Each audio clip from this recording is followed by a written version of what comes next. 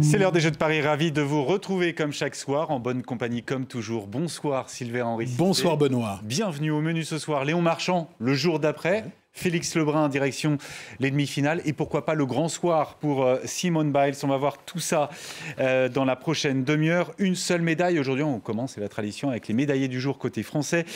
Titouan Castric, 19 ans, en argent sur l'épreuve de kayak slalom. 27e médaille depuis le début de ces Jeux pour la France. Il a sans doute laissé échapper le titre olympique en finale à la porte 17 où il a été chahuté par le courant et perdu 2 bonnes secondes. Mais c'est un phénomène. La compétition de haut niveau, il ne l'a commencé qu'il y a 4 ans, sérieusement, le Breton. Et on ne peut pas s'empêcher de penser en fait à Léon Marchand quand on voit Titouan Castric. Parce qu'on a à peu près... Comment ? La précocité ? La précocité et la même structure. C'est-à-dire comme Léon Marchand, ses parents viennent du canoë-kayak. Sa mère d'ailleurs qui a fait 2 Olympiades, 92-96. Son père qui est un entraîneur de canoë-kayak et qui se sont rapprochés de lui, qui se sont installés avec lui à Vers-sur-Marne pour l'accompagner. Et d'ailleurs pour la petite histoire, sa mère faisait un footing avec lui ce matin, juste avant qu'il ne rentre en compétition. Donc nous avons 2 structures qui sont en mode miroir, 2 jeunes qui sont très précoces, et j'aime bien ces histoires parce qu'elles racontent l'olympisme, elles racontent quelque chose qui est magnifique. Et il y a peut-être une histoire de génétique. De génétique et de transmission. De transmission, ouais, absolument. Transmission, voilà. De transmission. On le reverra pour la nouvelle épreuve de kayak cross. C'est une course en confrontation inspirée du BMX ou du ski cross. Ça, c'est programmé du 2 au 5 août. Autre bonne nouvelle du jour, côté français, Sylvain Henry, c'est bien sûr la qualification de Félix Lebrun en demi-finale du simple messieurs en tennis de table. Match remporté face au Taïwanais Lin Yunju. Ça n'a pas été facile, 4-7 à 3. Ça s'est joué dans cette manche décisive. Et pour la première fois depuis 1992, eh bien, il y aura un représentant tricolore dans une demi-finale olympique. Et que ça fait du bien. J'ai regardé la rencontre face à Lin Yunju et à un moment, je me suis assis, je me suis dit, nous avons un Félix Lebrun qui a 17 ans et un Lin Yunju qui a 22 ans et qu'on considère qu'il a beaucoup d'expérience. Là aussi, je me suis dit, il y a de la précocité. Donc, il va affronter Fan Zhendong en demi-finale. Là, c'est un autre calibre, puisque nous allons... Ancien numéro 1 mondial. Ancien numéro 1 mondial, qui, d'ailleurs, comme Félix Lebrun, a tout gagné avant 18 ans, puisqu'il était champion du monde avant ses 18 ans. Il a 27 ans, beaucoup d'expérience, une grande explosivité, la maîtrise de la technique, et ce sera intéressant de voir justement comment Luke Skywalker va battre Maître Yoda. Ce sera très intéressant. Et il pourra demander conseil à son frère qui l'avait battu, je crois que c'était au printemps 2023. L'année dernière, qui a battu, donc il était numéro 1 mondial, ouais, qui a battu donc Fan Zhendong. Donc il pourra lui demander dans le creux de l'oreille quelques petits conseils pour battre ce Chinois. Et si jamais il bat ce Chinois, ce sera un véritable drame pour la Chine parce qu'il n'y aura plus de représentants dans le dernier carré chinois. Oui, absolument. Est-ce qu'il serait un petit séisme quand même en Chine ? Même un énorme séisme en Chine. Ça, c'est pour les bonnes nouvelles côté français. On attend les qualifications en finale de Florent Manodou ce soir. Il y a une demi-finale à disputer. Il était très bien ce Marchand matin. qui sera très bien. Très meilleur temps de sa série, je crois, 3e meilleur temps. Et à l'aise, décontracté, sans forcer. Voilà, donc ça devrait passer pour Florent Manodou, le porte-drapeau de la délégation tricolore, je vous le rappelle. Et puis Léon Marchand qui est de retour également dans les bassins ce soir pour lui aussi une place en finale. Lui, il aura tout tenté. Il s'est testé sur des courses de 30 mètres ce matin au Stade de France. Je parle de Kevin Mayer. Eh bien, pas de miracle pour le décathlonien français qui ne disputera pas les Jeux, blessé depuis le meeting de Paris-Charletti il y a 3 semaines. Il estimait mardi à 10% ses chances de disputer le 100 mètres qui ouvre le décathlon vendredi. Ce sera à 10h. Le couperet est donc tombé aujourd'hui pour le double champion du monde, 2 fois vice-champion olympique à Rio puis à Tokyo. Pas de jeu chez lui devant son public, forcément de la déception pour Kevin Mayer que je vous propose d'écouter. Il a accordé une interview en zone mixte au Club France. C'était cet après-midi. Écoutez. Je suis vaincu par mon corps, clairement. J'ai bossé comme un taré pour en arriver là, mais c'est pas suffisant. Vibrer parce qu'il y a une belle foule dans le Stade de France, c'est incroyable. Mais je suis venu pour faire des perfs et les faire vibrer, c'était pas l'inverse. Et à partir du moment où je suis pas capable de faire les perfs attendus, il n'y avait pas de... il n'y avait pas de raison d'aller sur ce stade et de se péter et de se donner en spectacle, tout simplement. Voilà, il est philosophe un petit peu, Kevin Mayer, certes sans doute abattu, il le dit d'ailleurs. Ça va peut-être prendre quelques jours pour que je me rende compte que je ne participe pas à ces Jeux-là. Il en rêvait pourtant. Il en rêvait, mais il ne pouvait pas faire grand-chose. Il avait le tendon de l'ischio-jambier qui était touché, c'est-à-dire qu'il ne pouvait pas allonger. Il aurait pu courir, mais au sautoir, il n'aurait pas pu allonger la jambe pour la ramener. Impossible. il a pensé même à un moment ne faire qu'une partie des épreuves. Juste pour participer aux Jeux Olympiques, juste pour goûter la ferveur des Jeux Olympiques. Non, il déclare forfait parce qu'il ne pourra pas le faire. Mais il faut qu'il soit philosophe parce qu'il aura les championnats du monde l'année prochaine. Ouais. Les championnats du monde en salle d'abord, ensuite les championnats du monde en extérieur. Et qui sait, il aura 36 ans à Los Angeles. Pour un décathlonien, 36 ans, ça va.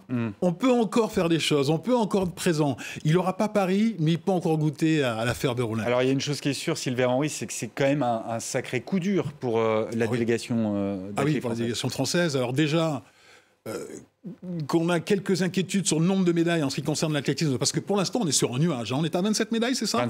27 médailles, pour l'instant, on est sur un nuage. Je pense que la semaine prochaine, on va connaître, mais alors une décrue. Vous allez voir, on parle de l'athlé, mais on peut... Il y a le cyclisme sur piste. C'est vrai qu'il y a les sports co, il y a le taekwondo, les sports co. Rappelez-vous du dernier week-end à Tokyo.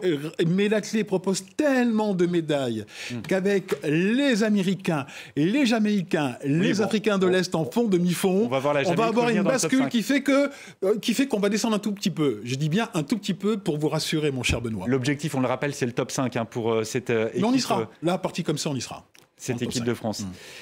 Impossible ce soir, Sylvain Henry, de ne pas revenir sur la performance majuscule de Léon Marchand hier soir, titré sur 200 brasses et 200 papillons. Vous avez vu les images partout. Voici les unes proposées par nos confrères aujourd'hui. Il est en une à peu près de tous les quotidiens. 2 médailles d'or dans une même session du soir. Ça, c'est du jamais vu. Le visage du Toulousain donc, qui s'affichait en une de nombreux journaux ce matin. Exploit retentissant dans le monde entier s'est fait l'écho. Mais c'est évidemment chez lui, en Occitanie, qu'on est le plus fier. Une région qui ne se lasse pas des exploits de Léon Marchand. Mais pas seulement. Regardez. Au jeu des questions sur des champions, devinez qui remporte la médaille. Léon Marchand. Léon Marchand, déjà de Toulouse, et puis en plus, historique. Léon. Comment vous dites, pardon ? Léon Marchand. Ouais. Même à la boutique du Stade Toulousain, les supporters en oublieraient presque leur idole du rugby. Marchand. On est pourtant dans la boutique du Stade, là. Oui, mais Dupont. On a tellement l'habitude qu'il brille, lui. On est un peu plus surpris par Marchand, quoi. Chez nous, à l'hôtel de... Léon Marchand, qui a fait ses premières brasses à Toulouse, Antoine Dupont, cramponné à ses terres gasconnes, tous deux au firmament des champions en terrain déjà conquis. Ce Toulousain nous en fait la démonstration. Toulouse. Toulouse, you are not in Toulouse, you are to win. To win. Ça veut dire gagner. Yes. Vous voyez la blague ? Depuis le début, c'est l'or et bien plus qui brille dans les yeux des Occitans. Jean-Jean avec la médaille de bronze au BMX. Donc voilà, ouais, double fierté pour le coup. Dupont, bien sûr. Dupont qui continue même sur le rugby à 7 à nous surprendre. Le ping-pong. Le brun. Le brun, mais bien sûr. Ah, mais nous ici on suit les JO, bien sûr. Il y a vraiment beaucoup de talent dans nos régions. La moisson des médailles n'est pas terminée. Léon Marchand, encore dans le bassin aujourd'hui. Le boxeur toulousain, Sofiane Oumia sur le ring. La fête occitane continue. Voilà pour ce qu'on pouvait dire donc, concernant Léon Marchand. La polémique du jour maintenant. Chez les femmes en moins de 66 kilos. L'abandon de l'Italienne Angela Carini après moins d'1 minute de combat face à l'Algérienne Iman Relif, présente dans le tournoi olympique malgré des taux élevés de testostérone qui l'avaient privée des championnats du monde dernièrement. Après un direct au visage adressé par Relif, Carini s'est retournée vers son coin, signifiant qu'elle ne souhaitait pas continuer. Vous allez voir ce qu'elle a déclaré. Je suis montée sur le ring pour combattre. Je ne me suis pas rendu, mais un coup de poing m'a fait trop mal et j'ai dit ça suffit. L'an dernier, Relif avait échoué à un test d'éligibilité de genre mis en place par la Fédération internationale. Pour le CIO, il est établi que cette boxeuse est bien une femme. Le Comité international olympique qui ajoute que le test de testostérone n'est pas parfait. Cette polémique, Sylvain Henry, moi, elle me rappelle une autre polémique. Caster Semenya. Absolument, la sud-africaine. En 2009. Alors, tout d'abord, le combat. Moi, je suis en colère sur ce combat de boxe. Pourquoi je suis en colère? Vous l'avez vu, ce combat? Je l'ai vu. D'abord, je me suis posé... Bon, parce que ça n'a pas duré longtemps. Hein. Il a duré 46 secondes. J'ai vu les réseaux sociaux qui commençaient à s'agiter. Je me suis posé devant le combat. Carini est une honte. Il n'y a pas d'autre mot. Pourquoi? Parce qu'elle a refusé le combat. Quand on prend un coup de poing et qu'on a mal, on ne fait pas de boxe. Et j'ai regardé sa technique. Elle n'a aucune technique. Elle a l'impression qu'elle sort d'une salle de fitness et qu'elle a fait de la boxe depuis 2 semaines. Elle a en face d'elle une combattante qui met des coups. Mais c'est le principe de la boxe. C'est à la limite de détruire son adversaire. En respectant son intégrité physique. Et elle a refusé le combat. Je vous encourage vraiment à regarder ce combat qui n'en est pas un. Elle est sortie, elle n'a pas à être là et elle va accuser donc son adversaire de lui avoir fait mal. Mais dans ce cas-là, qu'elle fasse autre chose. Du tricot, mais qu'elle ne fasse pas de boxe. Donc vous êtes plutôt du parti du CIO, plus que du parti des Italiens qui dénoncent cet après-midi. Oui, j'ai vu les déclarations de Giorgia Meloni et de Salvini, mais que d'abord, ce sont des toutologues donc, qui s'expriment sur tout, mais d'abord qui regardent le combat avant de défendre l'Italienne qui n'est pas une très grande championne et qui n'est même pas une championne. Je me demande même comment elle a pu être qualifiée. Et ensuite, il y a le cas de l'androgynie. L'androgynie, bien sûr, c'est toute la question. Et là aussi, je suis en colère. Un taux de testostérone naturellement sécrété par la boxeuse en question plus élevé. Plus élevé. Mais elles sont reconnues par la société, dans la vie, comme des femmes. Il n'y a pas d'égalité dans le sport, il n'y a que des inégalités. Qu'est-ce qu'on va faire? On va mettre des poids donc, à Usain Bolt pour qu'il court moins vite?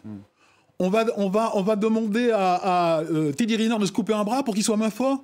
Nous en sommes là. Donc, il y a le regard qu'on porte sur les femmes, moi, qui m'agace, qui m'exaspère. Et donc, ça, c'est le cas typique de sexisme dans le sport. Et c'est le regard qu'on porte sur cette boxeuse. Elle est reconnue comme une femme. Et on ne parle même pas de texte de féminité, parce que le texte de féminité, c'est encore beaucoup plus grave dans l'athlétisme depuis le Caster Semenya. C'est-à-dire qu'il y a une femme qui rentre dans une salle, on la met toute nue et on regarde si c'est une femme. Là, c'est un test d'éligibilité. Mais ça veut dire quoi, un test d'éligibilité? Qu'est-ce qui se cache derrière ce test d'éligibilité? Donc, c'est notre société qui pèse de tout son poids dans le monde du sport, alors que là, tout simplement, cette femme, elle devrait concourir. On est en train de jeter l'opprobre sur cette Algérienne, et c'est une véritable honte. Donc, regardez ce combat. Carini n'a rien à faire dans la boxe et dans le sport. C'est pas une combattante. Le comité olympique et sportif algérien qui a condamné fermement la fausse propagande et le comportement immoral vis-à-vis de notre championne. Je les cite. Je rappelle que Caster Semenya est privé de compétition depuis. Depuis 2009, puisqu'en 2011, l'IAF et le CIO ont établi une loi comme quoi le taux de testostérone pour une femme doit être inférieur à celui des hommes. Mais là aussi, c'est une véritable honte, mais ce sera un autre débat qu'on pourra avoir un autre jour, mon cher Benoît. Allez, ça y est, l'athlé a donc officiellement commencé ce matin avec le 20 km marche, une boucle d'1 kilomètre entre le Trocadéro, le musée du Quai Branly et la Tour Eiffel à parcourir à 20 reprises. Chez les hommes, l'épreuve a été remportée par l'Équatorien Brian Daniel Pintado en 1h18. Chez les femmes, la recordwoman du monde chinoise Yang Jiayu a décroché son premier titre de championne olympique. On est parti pour un peu plus d'une semaine. 9 jours, c'est 9 jours toujours. Voilà. Au Stade de France. Et des nations qui seront attendues, évidemment, la Jamaïque qui va faire une remontée au classement des médailles pour toutes les épreuves de sprint notamment, mais également le Kenya pour les courses de fond. Ce soir, vous allez découvrir la Mecque de la course à pied, Iten, au Kenya, où sont passés tous les grands champions kenyans. Regardez.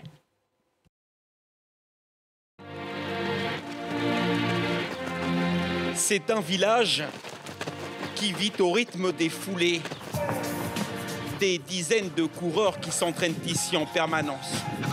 Voici Iten, accroché à 2400 mètres d'altitude sur les hauts plateaux kenyans, aujourd'hui connu dans le monde entier. C'est d'ici qu'ont jailli les meilleurs coureurs du monde, la terre des champions de course à pied. Dans ce centre d'entraînement français, Marion Rabalan se prépare. Elle participe à un stage de course à pied, comme une trentaine d'autres coureurs amateurs venus de l'Hexagone. Vous êtes chaud? Chaud. Ok, bon c'est parti. Au programme, 2 entraînements par jour sur les pistes kenyanes. La Nantaise en rêvait depuis des années. C'est du plaisir de pouvoir fouler la terre des champions. Et puis je suis une passionnée de course à pied depuis toujours, donc j'avais la possibilité de venir découvrir ce pays formidable. Grâce à ce voyage, ces amoureux de la course à pied améliorent leur performance. Maxime Lopez est venu jusqu'au Kenya avec un objectif bien précis en tête, préparer son prochain marathon. C'est vrai que c'est un peu la Mecque de la course à pied, le Kenya. les meilleurs coureurs ils viennent d'ici. Donc on a envie de savoir comment ils s'entraînent. On a envie de savoir c'est quoi les secrets un peu. Alors, qu'y a-t-il de si spécial à Iten? Pour le comprendre, il faut se rendre au stade du village, où s'entraînent les coureurs locaux. Are you ready? OK. Willy Bitok entraîne 14 athlètes, dont Abel Kiroui, ici tout devant en noir, double champion du monde de marathon et médaillé olympique. Leur secret, c'est l'altitude. Courir ici augmente considérablement le nombre de globules rouges dans le sang des athlètes et donc leur capacité à transporter de l'oxygène. Et cela décuple leur performance une fois revenus à une altitude plus basse. Les Kenyans ont aussi une culture de la course à pied. La seule chose qui compte, c'est de travailler dur. Il n'y a pas de secret en course à pied. Il faut s'entraîner et donner le meilleur de soi-même. Beaucoup de nos athlètes ont réussi et ils ont montré au monde entier de quoi les Kenyans sont capables. Parmi les stars qui se sont entraînés à Iten, il y a Eliud Kipchoge, le seul homme à avoir couru un marathon en moins de 2 heures. Des performances exceptionnelles qui motivent des générations entières de coureurs. La chose la plus importante, c'est d'avoir confiance en soi. Moi, j'ai cru en moi, je suis venu à Iten, j'ai rencontré les champions, je me suis inspiré d'eux, et là, j'ai obtenu des résultats. À côté des vrais champions, plusieurs dizaines de coureurs kenyans ont aussi été suspendus récemment après avoir triché à l'aide de produits dopants. La Fédération kenyane d'athlétisme a pris des engagements pour lutter contre ces pratiques. Pour pousser leur entraînement à fond, des courses sont organisées toutes les semaines à Iten. Ce matin, Arthur Farou est le seul Français sur la ligne de départ, au milieu des Kenyans. Je vais essayer de me mettre un petit peu avec la masse, essayer de les suivre si je peux être devant pour m'imprégner un petit peu de toute cette émulation. C'est un beau défi, on va se dépasser ensemble. Les coureurs commencent en peloton, mais les écarts se creusent très rapidement, dès les premiers sprints. Oh, je suis déjà en train de reculer, c'est vachement dur. J'ai pas assez d'air dans les côtes et tout. Eux, ils respirent pas, ils y vont comme ça. Difficile de suivre les Kenyans, lancés à plus de 20 km/h de moyenne.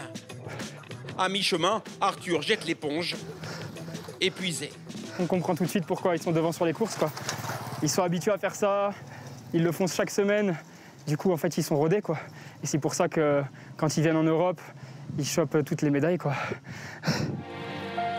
Aujourd'hui, les Kenyans n'ont effectivement plus rien à prouver. Ils détiennent un record du monde sur 4, toutes catégories d'athlétisme confondues. Et parmi ces coureurs-là, Sylvain Henry, on en retrouvera sur la piste du Stade de France la semaine prochaine et dès demain soir. Dès demain soir. Ils ont créé un système, Benoît, le système du fond et de demi-fond, ce qui fait qu'aujourd'hui, ils planent sur cette discipline. C'est 97 médailles depuis une quinzaine d'Olympiades, le Kenya, alors que l'Éthiopie, c'est 58 médailles. Le système, parfois, est perverti. Ils ont été touchés par des gros problèmes de dopage, mais ils ont nettoyé. En février, ils ont installé carrément une agence antidopage à Iten, au Kenya, pour faire le ménage. Ils ont nettoyé, et donc je pense qu'on aura des jeux propres et des Kenyans qui seront au top. Et on l'espère. Direction Bercy, maintenant où s'est déroulé le concours général individuel. On va vous retrouver, Cédric Ferreira. Vous y étiez, vous êtes pressé pour sortir de Bercy et nous rejoindre en direct. Et nous parler de Simone Biles. Ça y est, elle avait le sourire en sortant de son dernier agrès, le sol. Large sourire, 6e médaille d'or pour la superstar américaine. Décidément et définitivement, les démons de Tokyo sont derrière elle, Cédric. Rayonnante Simone Biles, effectivement, dans cette arena de Bercy, totalement acquise à sa cause. Chacune de ses apparitions faisait soulever la salle tout entière. Effectivement, elle a été tout simplement impressionnante. 6e médaille d'or, ça lui fait donc, dans sa carrière, 9 médailles olympiques glanées. Elle s'est fait quelques frayeurs aux barres asymétriques, mais pour le reste, c'était quasiment parfait. Avec ce dernier agrès au sol, où elle devait absolument montrer son plus haut niveau, ses plus belles figures. Et elle l'a fait, Simone Biles, en effectuant même quelques mouvements qui portent tout simplement son nom, le Biles 1 par exemple. Et Simone Biles a ainsi pu s'emparer de ce titre de championne olympique. Elle continue d'écrire sa légende, elle continue d'écrire l'histoire du sport, car on ne le répète jamais assez, c'est la plus grande gymnaste de tous les temps et on a la chance de pouvoir la voir évoluer ici à Paris. Simone Biles qui n'a d'ailleurs pas terminé avec cette moisson de médailles, 2 jours après déjà un titre olympique par équipe au concours général, puisqu'elle va revenir encore pour 3 épreuves individuelles. Elle peut donc glaner, si tout se passe bien, 5 médailles d'or à Paris. On va très vite la retrouver. Simone Biles qui a donc remporté l'or devant la brésilienne Rebecca Andrade. Elle qui avait remporté le bronze par équipe il y a 2 jours, s'impose cette fois-ci avec une médaille d'argent. Performance vraiment très impressionnante également de la brésilienne, même s'il y a encore une marge évidemment avec Simone Biles. Et puis la 3e place, le bronze pour la coéquipière de Simone Biles par équipe, c'est-à-dire Sunisa Lee, qui était championne olympique à Tokyo en concours général, mais Simone Biles est revenue à son meilleur niveau et Sunisa Lee s'empare donc du bronze. On note aussi la 5e place du côté de l'Algérie pour Kelia Nemour, 5e. C'était l'une des outsiders de cette course, on peut dire de cette épreuve, on peut dire ça comme ça. Elle qui est la spécialiste des barres asymétriques, elle a réalisé une très grosse performance comme prévu. Malheureusement, elle est un peu moins performante sur les autres agrès, mais on va la retrouver ce dimanche, l'Algérienne, justement sur l'épreuve des barres asymétriques où elle va tout simplement viser la médaille d'or. Cédric, vous êtes en train de perdre votre voix. Je le soupçonne, Cédric Sylvain Henry, d'avoir lui aussi donné de la voix en tribune pour Simone Biles. Merci beaucoup, Cédric. Et on va prendre tout de suite, on va rejoindre tout de suite James André. Vous êtes vous à la Villette ce soir, James. Tout le monde connaît le Club France, mais il y a plein d'autres nations qui sont représentées dans ce Parc des Nations. D'ailleurs, vous êtes en ce moment même chez les Brésiliens. Alors moi, absolument, je suis chez les Brésiliens. Et puis alors, je peux vous dire qu'ici, c'était pas Simone Biles qu'on soutenait évidemment. C'était Rebecca Andrade. Donc on a vécu un moment d'émotion intense. Ici, c'était noir de monde. Il y a un écran géant, comme vous pouvez le voir. Maintenant, c'est un DJ. Et je peux vous dire que quand Rebecca Andrade est arrivée sur ces agrès, ici, ça hurlait. Et quand c'était Simone Biles, eh bien, c'était plutôt bouh. En tout cas, tout le monde a souri à la fin pour cette médaille d'argent. En tout cas, voilà, c'est typique de ce qui se passe dans ces maisons des nations. C'est l'endroit où les supporters des différents pays peuvent se retrouver. Ici, évidemment, ce sont les Brésiliens. J'en ai rencontré 2 qui m'ont dit qu'ils étaient venus spécialement pour les Jeux de Paris. Un qui avait volé depuis Rio, l'autre depuis São Paulo. Celle de Rio, qui s'appelait Luan, m'a expliqué que depuis qu'elle a vécu les Jeux de Rio dans sa ville, alors qu'elle regardait à la télé depuis qu'elle était toute petite, elle s'était jurée de venir en personne voir les Jeux dans tous les autres pays. Et donc effectivement une ambiance très forte ici, mais on pourrait citer les autres maisons. Il y en a une vingtaine ici au Parc de la Villette. En vrac, il y a l'Inde, la Slovénie, la Slovaquie, la Serbie même, ou encore la Mongolie ou Taipei. Bref, le Canada. Toutes ne sont pas gratuites, celle-ci l'est. Mais évidemment, l'objectif ici, eh bien, c'est de faire la fête. Et vous pouvez voir, eh bien, que c'est plutôt bien parti pour ce soir. Il y a des fêtes et puis il y a ici, par exemple, une grande tente dans laquelle on va voir des produits brésiliens, la mise en valeur de la culture brésilienne. Et évidemment, c'est aussi ici que se joue la grande fête des Jeux Olympiques. L'ambiance qui est en train de gagner le plateau, parce que Sylvain Henry, figurez-vous, James est en train de fredonner lui aussi ses musiques brésiliennes. Alors certaines de ces maisons, James, en revanche, ont une vraie symbolique. L'Ukraine qui a sa propre maison pour la première fois aux Jeux, et c'est évidemment important quand on connaît le contexte.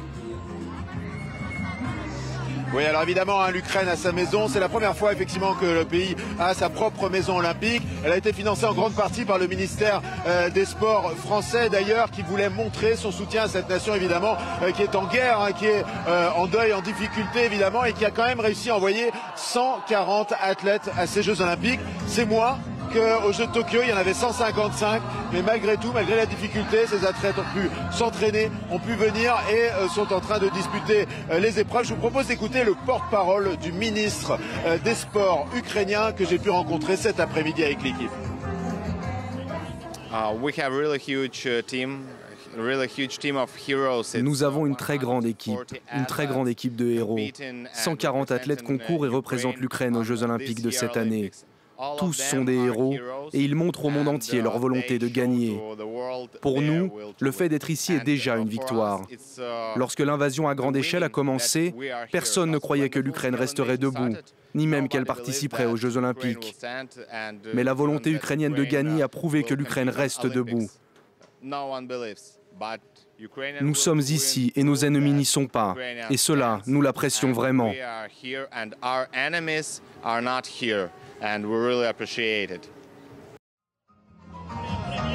il y a même des médailles à la clé, hein, il faut le savoir. Il y a eu pour l'instant 2 médailles ukrainiennes, hein, une médaille de bronze en escrime et une médaille d'argent au tir. Merci James, merci de nous avoir fait participer de cette ambiance donc dans la maison Brésil. C'est au Parc de la Villette. Et comme chaque jour le meilleur de ces jeux, eh bien, il est à lire dans les colonnes de La Croix. Nos confrères qui se réjouissent d'une France gagnée par la fièvre olympique et rend hommage aux 40 000 volontaires mobilisés pour l'événement. À découvrir également les folles ambitions de Noah Lyles, le sprinter américain, et les belles histoires de Thomas Junior Popov, le joueur de badminton français d'origine bulgare, Félix Lebrun, ça on ne le présente plus, et Jessica Sevic. Merci Sylvain Henry. Merci Benoît. C'est la fin de ce journal des Jeux. On se retrouve évidemment demain. Avec Teddy, en or, peut-être, certainement. On espère, on croise les doigts pour Teddy. À demain, bonne nuit à tous.